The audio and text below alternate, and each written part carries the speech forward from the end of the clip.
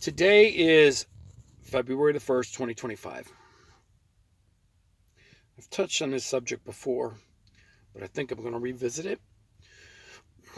I was just listening to a Sky News report where that's an Australian news outlet where governmental leaders in Australia are getting together to discuss gender affirming care on minors. And I'm listening to this and I'm like, these people, it amazes me.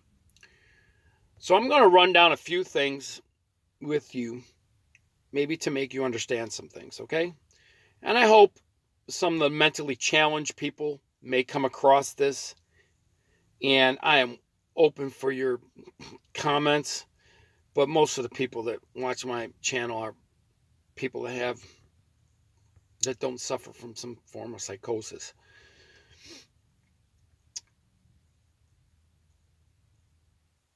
Neutering and spaying is a term that we have used to remove the gonads of animals.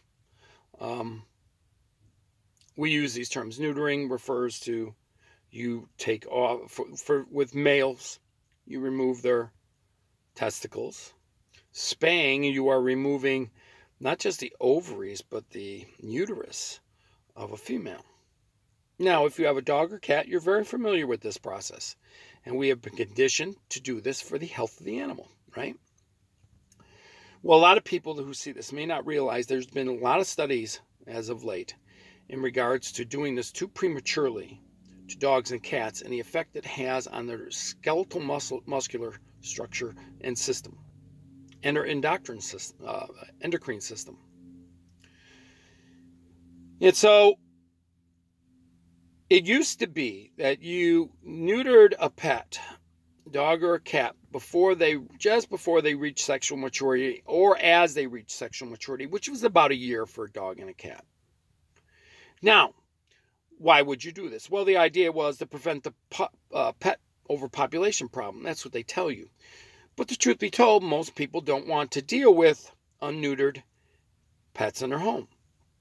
Case in point, you ever own a cat? An unneutered male cat? They like to spray. Cats piss horizontally. At least the males do, right? So the males spray as part of territorial marking. And they line themselves up next to a tree or in your house, against your furniture or your door jamb, and they put their butt up against it and they spray a stream of foul-smelling piss to mark their territory that serves as a territorial marker for other males, and it's sex marking. It's glandular marking. So other members of their own species recognize the individual, recognize him in the area, recognize his availability for reproduction, etc., etc. We have names for various animals when we do this. So a male horse is called a stallion. If you take off his testicles, he becomes a gelding. If you have a bull, member of the cattle family, bovine, and you take off his testicles, he becomes an ox. If you have a goat, and a male goat is called a buck. If you remove the buck's testicles on a goat, he becomes a wether. Now, why would you do this? Well, with a horse, male stallions tend to be hard to control. Male horses are hard to control. Stallions are known for fighting and all this other stuff. You make him a gelding, he becomes much more amicable for riding. And when you turn a bull into an ox, well, you can strap him to a cart and make him into a very compliant beast of burden. You harness the strength without the aggressiveness. And with a goat, well, I don't know if you know much about goats, but breeding buck goats smell horrific. If you think goats smell bad normally, you've never smelt a male goat, a breeding buck. But you turn them into a wether, and it becomes less stinky, and he becomes less aggressive, and he becomes more docile. With dogs, you stop a male dog from lifting his leg around the house, right? And he ends up pissing like a female. And with a female dog, when you spay them, well, you're basically taking away their ability to reproduce, so males, and their heat cycle, so they don't have no need of a maxi pad, so to speak, when they're in their heat cycle twice a year. There are studies that are well done, well documented, and even now there is a push to not neuter these animals, at least house pets, until they've reached sexual maturity. And I've had dogs my whole life. I never had any of them neutered when they were puppies. They always got neutered around a year of life. And even the males still lifted their leg with the removal of their testicles. Okay? They still lifted their leg as adults throughout their life. But I did have one dog that got neutered way too young. And he pissed like a female dog his entire life. And what made it worse is he died relatively young compared to all the other dogs that I had. I think he only made it to about maybe 11, and all my other dogs made it to about 17. So why are we having this conversation about doing this to human beings? Gender-affirming care is a pleasant name. To basically, gender-affirming care for minors is a pleasant way of saying, let's castrate them. Either chemically, physically, and try to make them into something that they are not. Basically, what you're doing is you are neutering. You're neutering across the board. And so let's say the male of our species decides to go the full route. And they just remove and alter and surgically change everything there. Basically, you just turned them into what we call the eunuch. Historically, castrated human males are called eunuchs. And in the ancient world, when you did this to an adult man, it didn't stop him from getting erections. I'm sorry to say this, but a lot of those eunuchs that were put in guard of harems, they were busy, okay? They were still able to get down to business, except for they weren't able to father anything. They didn't change anything. But let's say you wanted to do this to a 12-year-old boy, 8-year-old boy, 5-year-old boy. Let's say you want to introduce chemicals that stop this from happening. How does that affect their development? Well, what happens is you effeminize them. This is well documented throughout human recorded history when we started writing things down. Because these types of castration was used as a way to control populations, particularly when you took slaves, or you went to war, or you wanted to dehumanize people. This is what you did. This is what you did to the men.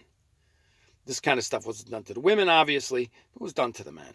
So it's well documented the effect of removing the gonads or stopping them from function, or essentially stopping them from function, the effect it has on human development. So why are we having this conversation? The science has been settled for generations. The science is there about what it does, how it affects development, how it affects maturity. It's there. It's all there. Let's put it this way. One of the reasons they give why you should spay female dogs is so they don't get uterine cancer and they live a long, healthy life, right? Well, if that's the case, why don't we do that to human women? In human women, it's called hysterectomy, right? It's preventing cancers. It's preventing cervical cancer. It's preventing uterine cancer. It's preventing ovarian cancer. Well, why don't we just do this to young women? Why don't we do this to human females when they're about 12, 13 years old? We'll be preventing all of these things, will we not? Do you understand the absurdity of the logic that I am speaking about right now? Tell me one thing that I'm saying that's not true and doesn't follow through on a very linear form of logic. I'm using well-documented scientific things. And here's the other point of this. We test things on animals all the time. We sent dogs and chimps and monkeys into space before we sent up anybody into space, right? See what the effects are. What do we do in the drug testing industry? Well, we use mice and rats, and we move our way up. We move mice, rats, dogs, ferrets, rabbits, eventually the primates. And and on top of that pyramid, we start finishing it off on chimps because they're great apes. So we do this with medication. We do this stuff with cosmetics. We do it with everything.